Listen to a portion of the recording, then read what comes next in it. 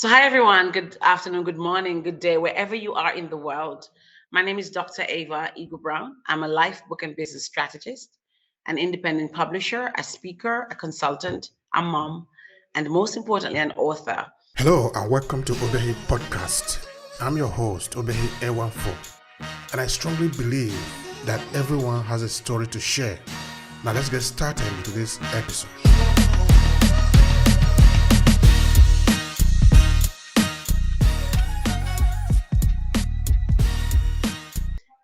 I live between the UK and Jamaica. I'm Jamaican by birth. And COVID has really lent itself to this hybrid life for me. So at the moment, I am in the Caribbean, where I actually enjoy the sunshine because it's winter in the UK. That's beautiful. You are living on the better part of the world, no? Is that when it is winter, you run away. When it is summer, you come around. So you are enjoying the Caribbean. So how are the Caribbean today? The Caribbean is really sunny. It's a beautiful morning. It's just minutes to 9 here in Jamaica. It's really nice and sunny. We had a drought period and we had the first set of rain yesterday. So everybody's in a happy mood. The grass is happy, the animals are happy, and I'm happy. And so it's Wow, a that is nice, beautiful lovely. day. All right. So Eva, were you born in Jamaica? I You do was, you want, yes. all right. Tell me a bit about your teenage years. I'm interested in that story.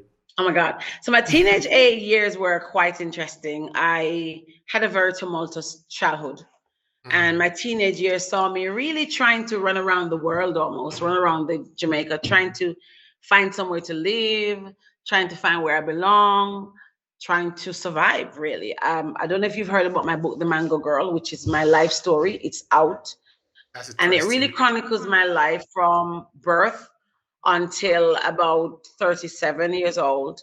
So that's really what my life has been like. It's tumultuous. It's been filled with incest and child abuse and poverty and resiliency. Sorry for that dark part of it. But it's okay. They make you who you are now. They make you stronger. They make you vibrant, so you ride on those challenges of life. So anyway, I know it's painful. So sorry about that. The reality is that they make me who I am today. I'm stronger because of them, and they've really prepared me for life. Because when I get into challenging situations, it is those childhood experiences that really help me to navigate life. That's true. That's true. We are made up of the stories and the experiences that happen to us. All right. Now, how did you get into business? That is important. That's a great question. I think I've always been into business as young as I was a child. So if you remember, my book is called The Mango Girl. Don't forget to get it on Amazon. It's there for sale. I started selling mangoes as a child on the trains as opposed to going to school as much.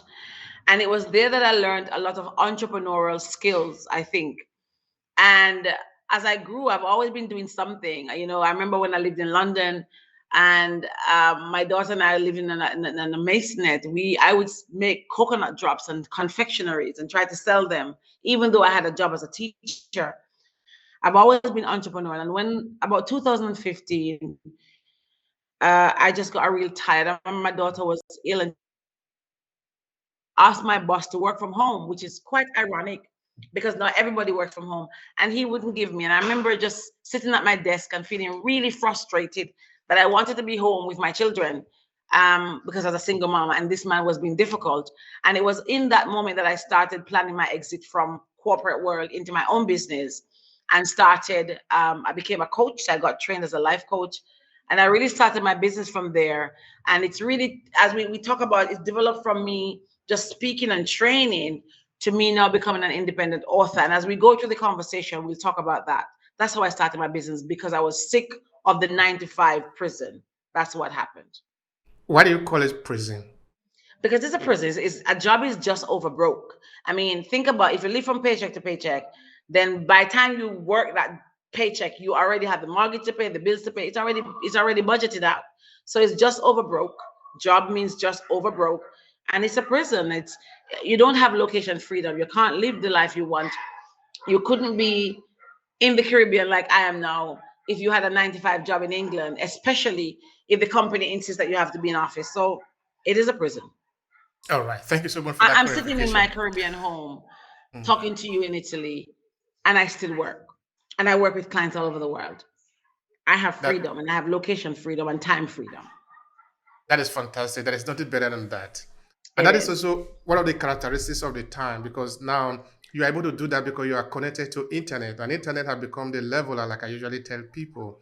Because when you're Yes. connected to the grid, if you have service to offer, then anybody can be a client from anywhere in the world. Absolutely. I couldn't agree with you more. All right. Now, Eva, tell me, before we started to record, we talked about the fact that book actually can be a very important thing to leverage in your business, Mhm. and storytelling, of course. So those are the two things we're going to be talking about today. Now, how do you leverage book in business? Great. So I'm in the Caribbean, so this is going to be a very authentic conversation. I'm fanning with my British fan. It's quite warm here already, so please forgive me. I'm a very authentic woman, and I'm menopausal, so I'm at that stage in my life. A book has been a big leveler and leverage for me. I tell my clients all the time when I work with them on their books that it was not until I wrote my book. I wrote my story. I told my story and it was picked up by the Financial Times. So I have actually been featured in the Financial Times, no joke. And when the Financial Times showed an interest in just a little synopsis of my story, which I was already writing, I then decided that I was going to write my book and publish it. And so the book is what has become the business card for me.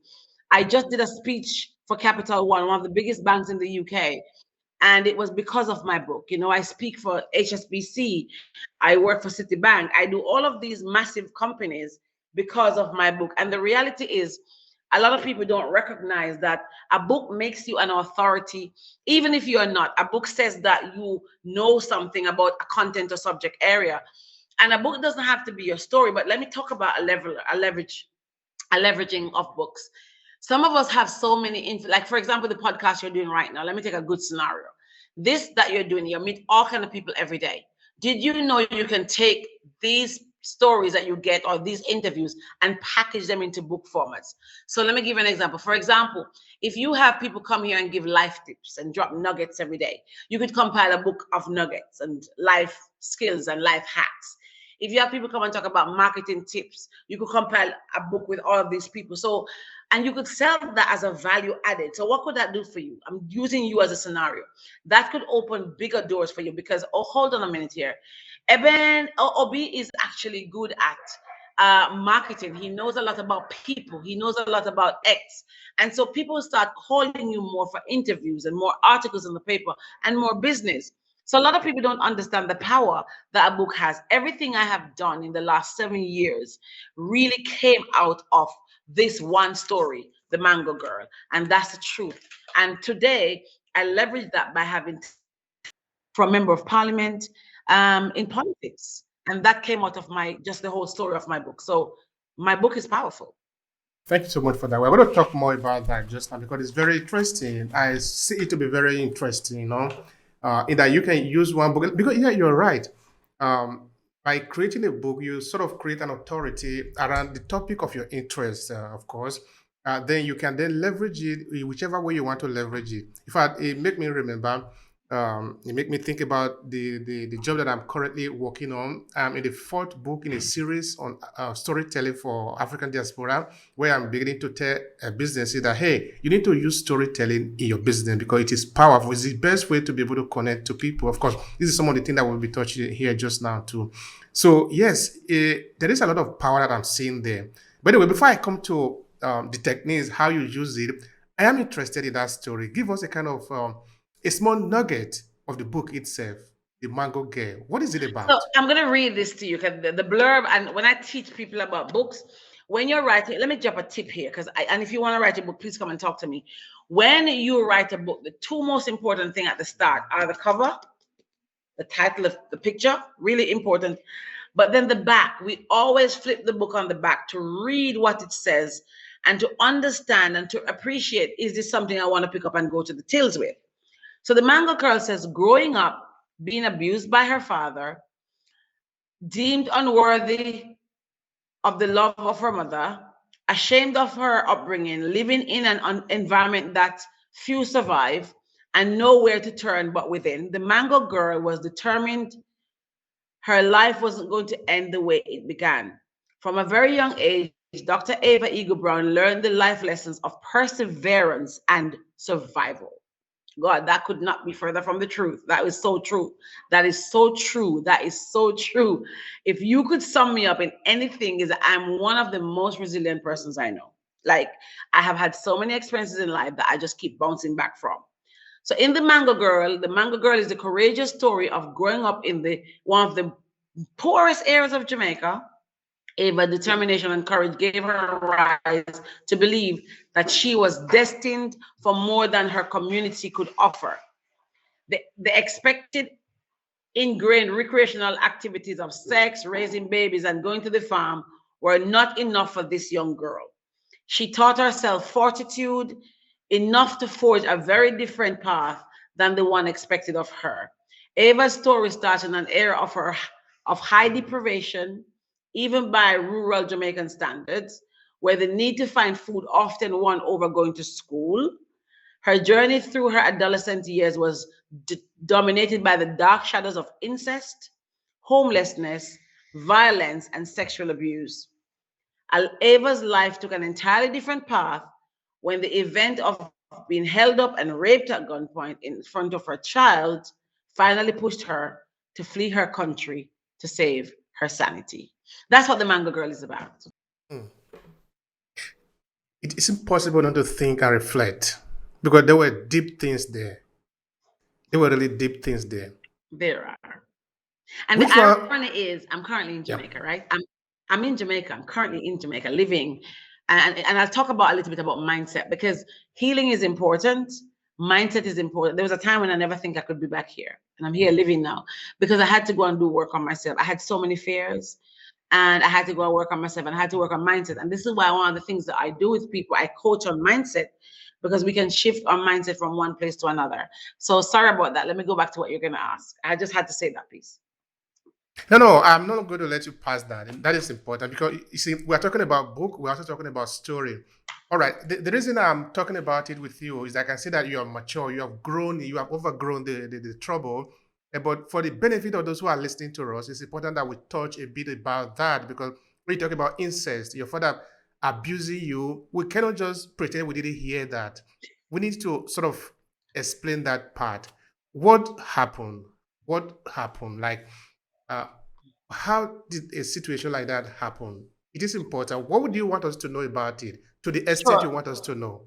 Sure. So it's it's not the most comfortable topic, but basically, I live with my mom, and my mom. I mean, then as a child, I saw it differently. At the time, my mom and I didn't have the best relationship because in my eyes, I couldn't understand like why she gave me away. So my mom gave me away to my father, and I went to live with my stepmom and my father. And my mom and I have a really great relationship now. A while ago, she just sent me some yam and some bananas. So she's my, I call her my Jenna, my G. She's my, yeah, we're really tight. But at the time, we weren't really tight because I grew up thinking that she didn't love me and she didn't care about me. But my mom has since explained to me that she was young. She was a teenager when she gave birth to me. And so when she gave me to my father at about 9, 10 years old, she felt she was doing the best thing because she had other children to care for. And so basically, I went to live with my father, who I hadn't lived with before. And in that house, my stepmother was big politically. She was in a political life. And it was in that format when my stepmother was not around that my father took advantage of me. So sorry about that. That's Now, okay. this is a point. How is your father now?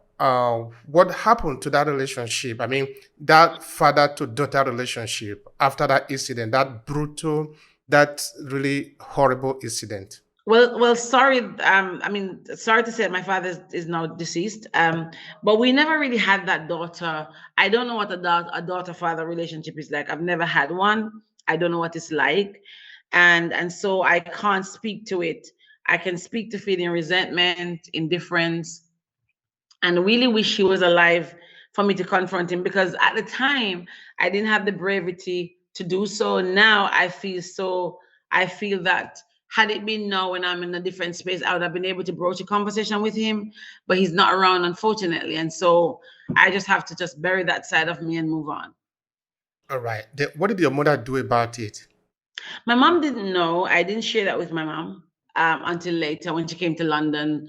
When my son was born, that was 2011, was the first time I shared it with her, because I grew up in the era where children are seen and not heard, and also where incest was very taboo, sexual violence was tabooed, and people would think it's your fault. And as a child, I kind of felt that who was going to believe me anyway? So I really kept that from my mom until later on in life, which I'm sure you probably have heard of many stories like that, where women and men, girls and boys, they battle that up inside, and they take a very long time to reveal that, because A, there's a shame to it, there's a stigma. You become mute to think it's your fault, and you trust no one. So I never told my mom until very now. When I told her, she was in London, and I chose that time specifically because she was now in London, and I know that there's nothing she could have done. Because had she been in Jamaica when I told her, I know she probably would have confronted him then. And so it was easier to tell her when she was in London. She couldn't do much, and then we could talk it through. All right. Your thoughts. What do you mean by that? Okay, I understand. Maybe an adult woman who maybe dressed indecently, got the attention of some other person, whether they are good or bad. Then maybe something happened. You could at the point say, okay, maybe it's your fault because you didn't dress very well. But in the case of a daughter to a father, how are we going to um, get to the point of accusing the daughter of being at fault in that sense? I didn't get that part. So yeah, you asked me why did I think it was my fault? Yeah, yeah. Why would somebody think that? A lot of people, especially young children, tend to think it's their fault. But for me in particular, I felt it was my fault because I didn't grow up with my dad. So for the first time, I lived with him, and it was like a big deal. I was so excited because I grew up being bullied about my father and being told that I'm a jacket. And I don't know what you call it in Nigeria, but in Jamaica, being a jacket means that you have no father. You are a child who has no father. And so I grew up feeling that, well, I was for somebody else as well. I grew up feeling that I was abandoned. I was not good enough to have a father, and I was teased about it. So when my father initiated wanting to get to know me when I was not living with him, I was happy and I was excited. And so because of that, I grew up in the space when, my son is 11 and he knows what sex is. He knows what having a relationship is to a point. He knows some things I didn't know that at that age. So at that age, nobody spoke to me about puberty, about sex, about anything. So my father took me, and he was, come, I want to get to know you. I'm happy. I'm excited because I didn't have a father, and I felt like there's a void. So when he was trying to get to know me as a daughter, he wasn't initially doing anything that felt wrong.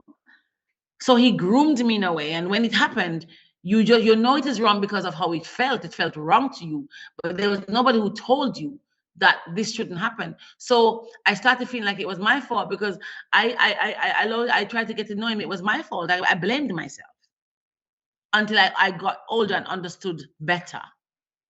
I hope that helps. Yes, it does. It does.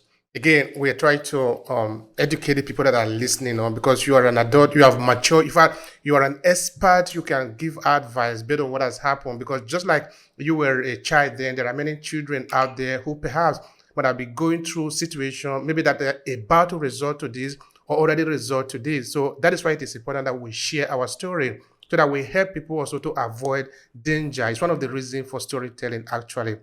All right. At what age were you at this Mhm. point? Oh my God, I was about 10 years old. All right. 10 About years 10 old. You're years still a old. baby. You're still a baby. All right. Now tell Mm. me, so that we can move to the story, to move to the book.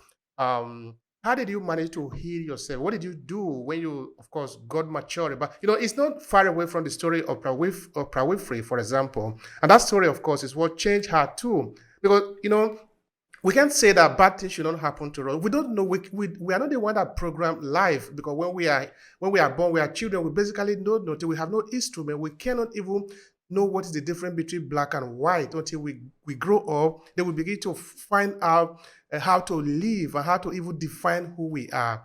And by then, a lot of things have happened. So it depends on how we are able to interpret what have happened to us that we can rewrite our story and make something out of it. So that is what Oprah Winfrey did. And I believe that is what you do and what you are doing too. So it's not like we should be afraid or ashamed to talk about what have happened to us. It has happened to us. That is who we are today. That is what makes us who we are today. So that is why it is important that, yes, we will continue to tell our story and, of course, leverage it so that our story doesn't work against us, it works in our favor. So I really thank you and thank for your courage to share. Now, tell me, this is important. How did you manage to heal yourself? Having know what has happened, you interiorize it, you understand it, now you are an adult. Thank you. So let me just go back. I'll answer that question two ways. Let me just go back to the verbiage you just spoke about. And you're correct. One of the things that when I speak and I share and I train all over the world, I say this to people. I recently did a training day for the government here in Jamaica on customer service because I'm a trainer. I do so much. My life experiences were shaping me for a moment like this. So, for example, selling mangoes on the train taught me how to speak, how to not be afraid, how to be bold and tenacious. And so now I'm able to go into crowds and speak. I speak in front of audiences of 15,000, 10,000 at the time, and it's very easy and comfortable for me. But one of the things that I wanted to say to touch the verbiage you gave was the fact that our stories are not ours. Let me just pause for a second and say that again. Our stories are not for us to keep. They're not ours. We are just the conduits through which they pass. So in my particular case, my story has freed a lot of people. And it's like, oh my God, thank you. It makes it permissible for them to talk about things that have happened to them. Because for a lot of us, especially in the Black community, we still see certain things as shameful. Our cultures, our customs, our traditions make it that way. And so it's not until now when we're breaking away, when we're saying we're going to leave our legacies, we're going to make our voices be heard, that we're starting to rather tell our stories in book format. We're doing them in plays, we're doing comedies, we're standing up, we're speaking, and we're sharing our stories through songs and all of that. And so what it's done is made it permissible for other people to feel that, oh my God, it's okay to just talk about what's hurt me. It's okay to unveil myself, unmask myself. And so our stories are ours to free others, to educate, to inspire, to transform, but most importantly, to help others cross over. And that's one of the things I believe, that my story, The Mango Girl, although some of it is very dark, I'm no longer that girl. I'm no longer that little girl who was so timid and scared and who was abused. I'm now a woman who has two beautiful children and trying to forge a different kind of life, and has mended a lot of relationships with my mom. For example, that's a very big relationship for me to have mended. So that's the first part. The second part of your question, if I'm remembering it right, was how did I heal? It's a lot of work. It's a lot of work. And I'm not going to sit here. I have a session on Instagram shortly where we're talking about forgiveness and confidence and self-esteem. I do it every Friday with one of my friends who's a forgiveness coach and the art of letting go strategist. And the reality is, letting go of this kind of shame and guilt and scars and trauma doesn't happen overnight. It took me years, and I'm still a work in progress. But some of the things that I did that I teach my own clients in my training session and my coaching sessions are things like I write. Writing is very therapeutic for me. I love to write, and I don't do enough now because I'm so busy, but writing is therapeutic. The other thing I did was I talk things out. I share with my friends. In the past, I have even overshared, but I was somebody to just share. I've gotten older and wiser, and because of that, I don't share as much. But the reality is that sharing was one of the things that I used to help me overcome. And I got therapy. I had a lot of therapy because I am not going to sit here and knock therapy. I had a psychotherapy, I had counseling, I had coaching. And I then started sharing. The most cathartic for me was when I started sharing my story. I've done a lot of crying, and I forgave. Forgiveness was a big piece.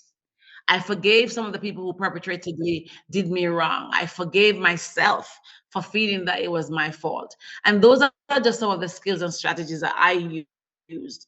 I wrote a diary. I kept a journal. I did some of those things. And I became a mother.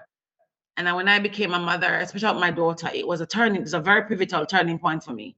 And in there, I recognized that I could not sit there in this wounded place, because I know I had responsibilities. I needed to step up to the plate, and I couldn't be serving from an empty cup. So those are some of the things that really shaped and changed my story and how I saw it.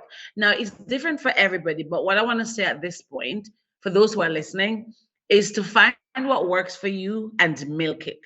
Once you find what works, just keep repeating it, rinsing and repeating it, and be gentle on yourself, because these kinds of trauma don't just go in a second.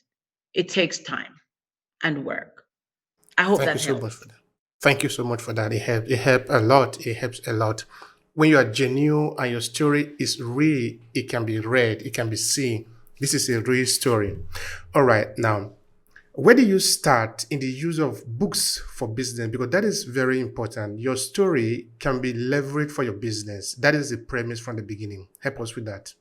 Where do you start? The first thing, that's a that's an amazing question. The first thing you have to do is to have a book. That's the first thing. You Love have that. to have a book. Now, I didn't say you have to have a story, because a lot of people think, well, Dr. Ava has got a story. Her story was, da da da da. No, you have to have a book, and a book doesn't have to be a story. I say to my clients all of the time, whenever, and I'm saying it to you, Obi, if anybody asks you to do about how do you do something 3 times, Obi, how do you turn on this switch? Obi, how do you turn on this switch? It's time to make a content. When you get asked something more than 3 times, it is time to make it into content.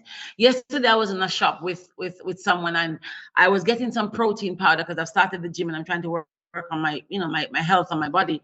And I was buying some protein powder, and the person who I go to the gym with, I called her to just question from her if this is the right powder. And she said, oh, how much for it?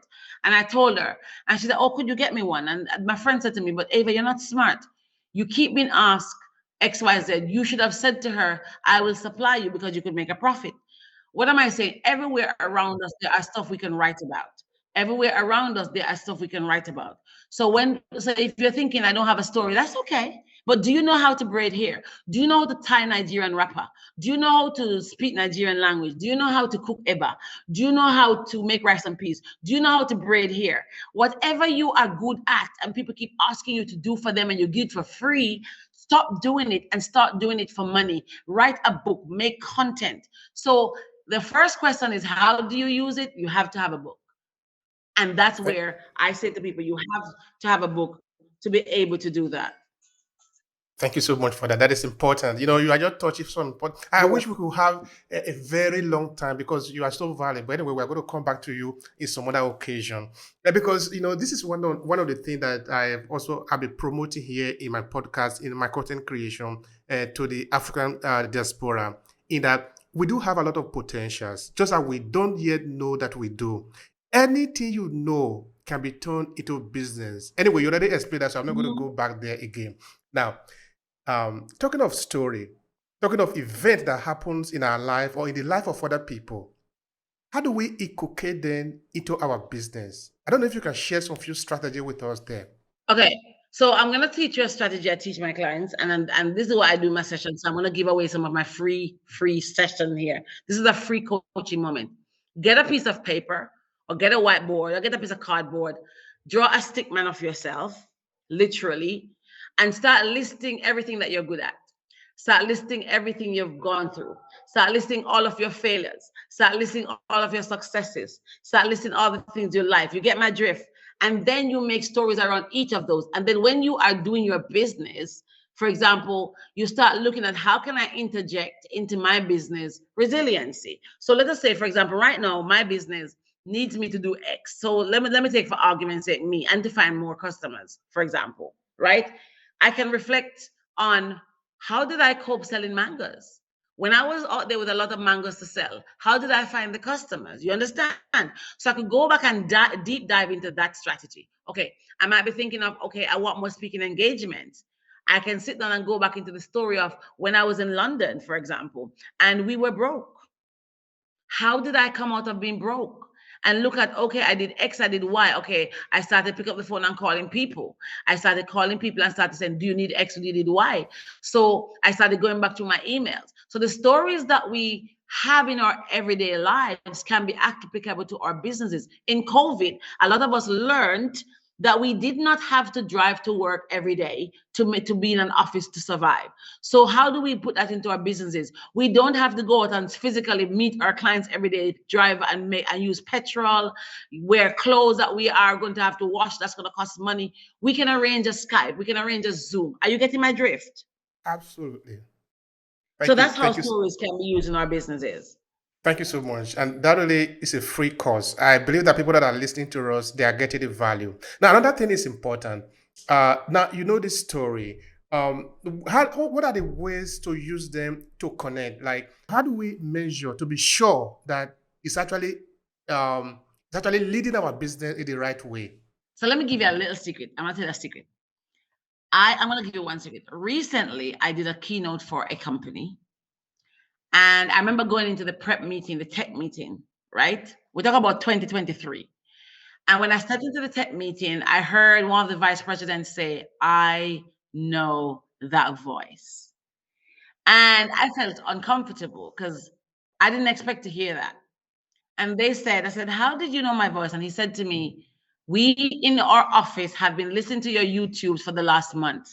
Now, let me be very transparent. My YouTube is rubbish. Like my lighting is bad all the time. I'm just very authentic, and I just jump on and just talk. And my daughter tells me sometimes, Mom, you need to do better at these things, and those kind. Mommy, you need to get a better camera. Mommy, to do that. Mommy, to do that. And my kids tell me all the time. And I'm old school, so sometimes I'm not into this Instagram shiny sparkle. I probably need to be. But little did I know that those little dingy stories I was sharing on YouTube would have landed me a massive keynote speech with a massive company. So that's one way. So when you're putting your stories out there, you're sharing your content. So Obi, let me say this to you. Continue to do your podcast, because you don't know when the right persons are going to be listening that are going to come to you and say, we need to do business with you. The other way that my business serves me is through those stories that I was telling on YouTube. It connected with this particular organization, and then they went to my agent and they booked me to have a keynote. I used that money. Let me tell you what I used that money to do. Let me just tell you, because I'm trying to show you that it's not just word of mouth. I used it to buy tiles for my house. And the tiles were not cheap. When I work with another way is, how do you tell that your stories are working? I recently got featured in a magazine, and that magazine led me to get 2 clients. And I was sharing my story. How did the magazine find me? The magazine read the Mango Girl story in an article somewhere else. So I'm sitting in a house right now in the Caribbean that I'm building out of the Mango Girl, my book, my story. What do I mean by that? It is what has helped me to manifest buying the land, to build the house, to be able to sit in it and say, actually, my book did something for me. So how do you measure the ROI? You put the KPIs out there, and you make sure they're measurable. And everything I do now, when I spoke in Poland a few years ago, and I was paid handsomely. My children and I were flown out to Poland, put in a nice hotel, pick up with chauffeur, everything, because of my story. Is that not my book making room for me? If that's not it, then I don't know what is. Everything I do now is based on my book. My book is my business. My book is my business card. And I help my clients to do the same. That's fantastic. Now, Yes. why is storytelling? Because now we can see a trend here. Because the story you told us from the beginning was what made you to write the book. In fact, that is what you wrote inside the book. Only that you are so intelligent, you managed to frame it in the way that it can serve you, and now it is serving you. But my curiosity actually is, why is storytelling this important for business? Is there maybe an emotional twist to it that we need to know how to master? Let me understand that. That's a fantastic question. Storytelling is important for businesses because, stories help you connect, right? And stories help you connect to people, because sometimes, let's fail, not all of us are good at just sharing straight content. But storytelling is a way to communicate with your customers. People communicate through stories and commonality. So rather than just listing facts about products and services, it really helps your customers and prospects to have an emotional and a human connection, right? It increases awareness and engagement. And therefore, it is really, really important that we understand that storytelling provides key insights in businesses. It presents new perspective. It helps us to interpret complex information, and it inspires us to do action. So that is those are some of the things why we need to do storytelling. When it is done well, it can be such a turnaround for a brand. It can be legacy. It can create a robust marketing strategy for you. There's an amazing guy called Grant Cardone, and all Grant Cardone does is tell stories. And the amount of profit he's generated and won loyal customers because of the affection that is coming from the audience. But the reality is that the audience can connect and they have commonality, right? And a lot of people don't understand that storytelling can grow your business. People feel that you can create brand loyalty. It make people make decisions based on what they believe in. It humanizes situations and increase profit. Is better for marketing, and it attracts new collaborators. Here we are. It's my story that attracted you to me. Here's another example. So it attracts employees, collaborators, etc. So if you're there and you haven't got a book or you haven't told your story, you are wasting time. I have another thing to ask you. Now, you said something very important, that you need to know how to tell the story well. That is not something to be taken for granted. Now, I don't know if you want to share anything with me in terms of what can be the key element of a business storytelling that beginners should know. Okay, beginner in this case, maybe it might be people in the African diaspora community, because that is our target audience. What are the key elements of business storytelling that they should know? I think the key elements of business storytelling is to really first of all sit down, like I said, the stick man. Remember I talk about that stick man, and just really map out your story, right? Map out what you're going to talk about. How are they relevant? So there's some stories I tell. Okay, so for example, right now I'm writing a book. I've just finished writing a book. We're about to make a documentary with I'm not going to say much because I'm tied to contracts, but it's around a story. And let me tell you what the story is. The story is how myself and about at the moment about 30 people around the world in different countries: Botswana, Tanzania, Ghana, Jamaica, England, South Africa, Ecuador, Argentina, and other countries have been conned by a so-called Hollywood movie maker. And I can't say it, but there's a documentary on Netflix called Don't F with Cats, right? It's something like that. And basically what the story is around is how this guy really goes around. He's a black guy, he's a gay black guy, and he preys on predominantly black people who have good stories, and he feels that he wants them to become movies. And he takes money off you, and he disappears. I lost about 100,000 US dollars with this guy. Now, how do I use that in my business? I just spoke at the festival for the Staff College in London last month. And I use that in my storytelling, in my keynote presentation, to share about how I have lost money, how I had to forgive myself of that shame, but how I have bounced back, how I've been resilient. And I use that to share.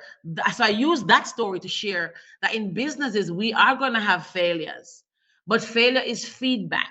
And that failure is saying to us, we need to go back to the drawing board and really look at what have we done wrong? Where did we miss the red flags? How did we not analyze this properly? Did we make emotive decisions, or did we look at the viability? You get what I mean? So you need to sit down and really map out the relevance of the story to that particular angle of your business. Now, when I am doing training sessions, which I do, I just finished a customer service one for the National Works Agency in Jamaica, which is a government company. And I've just been rebooked to speak at that company based on the feedback we got from that training. Now, in that training, I really use the story, and I'm telling you how I use the story. When I was introduced, it was a nice, fluffy bio of really who I am, Dr. Ava Brown, and she's done this and all the things they say were true.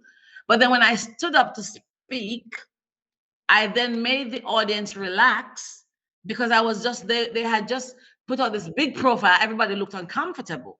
And I thought, I'm not going to have an 8-hour training session with a group of people who feels like I'm high above them. So I started by saying, hello, everyone. Good morning. All that you have heard is true.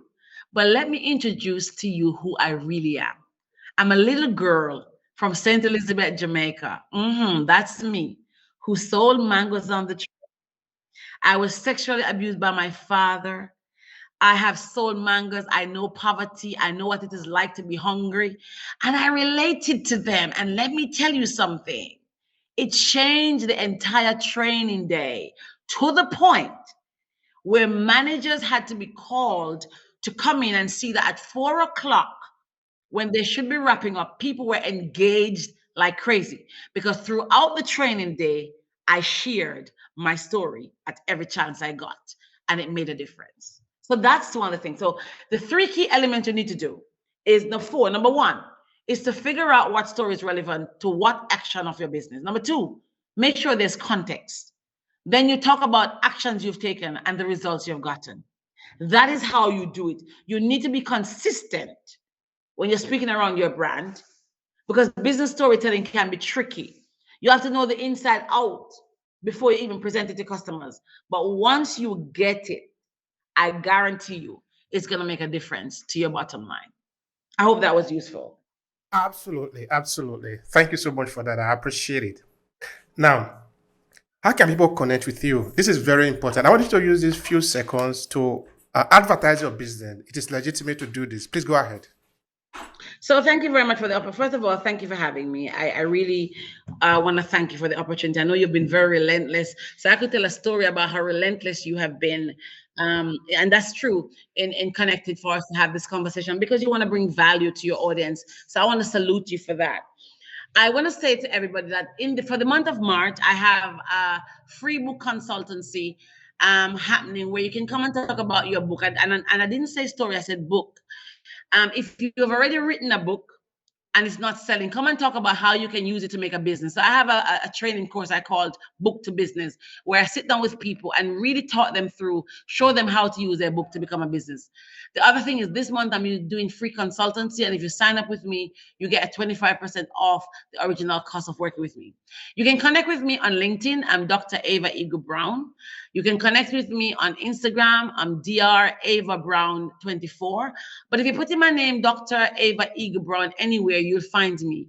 I do independent publishing. We do editing, formatting, everything books here.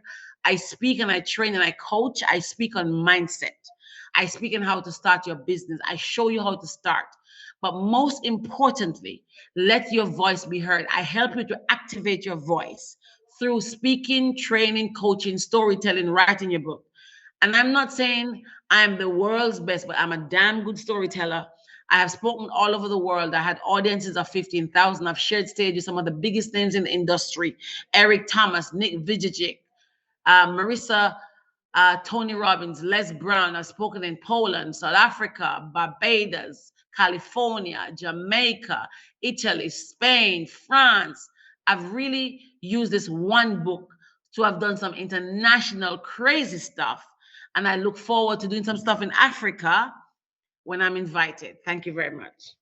Thank you so much for that. That is really powerful. That is powerful. Any person that have ear must hear. All right, now this is your final thought. What do you want to leave us away? What do you want to leave us with? Because now we have talked about the power of books and storytelling for business. And this is particularly important for our demography, the African diaspora community. What do you want to leave us with as your final thought? Please go ahead and do that. Thank you. I thank you for that opportunity. I want to say to my Black brothers and sisters, yeah, that we need to leave our legacies in our pens. We've read so many stories over the years that other people have written for us, the Europeans have written for us, and those stories most times are not correct. We have been listening to the stories we've been told. The tables have turned, and it is now the time for us to tell our stories. There is a book that one of my clients wrote, and I'm going to do a plug for her.